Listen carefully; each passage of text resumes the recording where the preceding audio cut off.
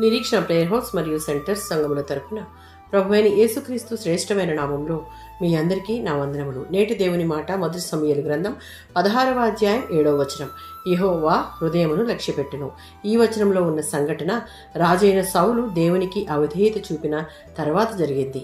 దేవుడు సౌలును రాజుగా తిరస్కరించి క్రొత్త రాజును అభిషేకించడానికి ప్రవక్త అయిన సమూయేలును బెత్లెహేములోని యెషయి ఇంటికి పంపాడు. యెషయి పెద్ద కుమారుడు ఎలీయాబు. బలిష్టమైన శరీరాకృతిలో అందమైన రూపంతో కనిపించడంతో సమూయేలు అతడే దేవుడు ఎన్నుకున్నవాడని అనుకున్నాడు. కానీ దేవుడు సమూయేలుకు ఈ వాక్యాన్ని చెప్పాడు. చివరకు పొలంలో గొర్రెలను కాస్తున్న చిన్నవాడైన దావీదును దేవుడు ఎన్నుకున్నాడు. దేవుడు బాహ్య రూపాన్ని కాదు, హృదయాన్ని చూస్తాడు, విశ్వాసాన్ని చూస్తాడు, వినయాన్ని, విధేయతను చూస్తాడు. మనుషులు అందాన్ని, విద్యను, ధనాన్ని, పదవిని చూస్తారు. ఇర్మియా గ్రంథం 17వ అధ్యాయం 10వ వచనం. నేనే యెహోవాను, హృదయమును పరిశోధించువాడను.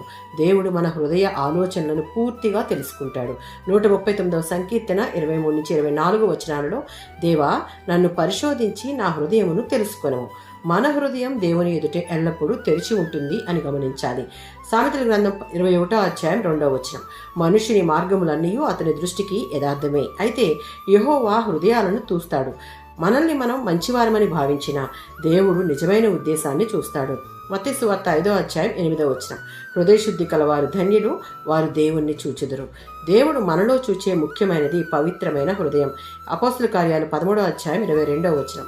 దేవుడు దావీదును, నా హృదయానుసారుడు.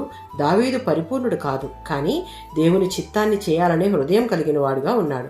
కుటుంబంలో చిన్నవాడైనా దేవుడు అతన్ని రాజుగా ఎన్నుకున్నాడు. మనం కూడా దేవుని దృష్టిలో లక్ష్య పెట్టే వారంగా ఉండాలి అంటే మనలో వినయము, విధేయత, విశ్వాసము దేవుడు కోరుకున్న మెచ్చిన స్థాయిలో ఉండాలి. ఆమేన్.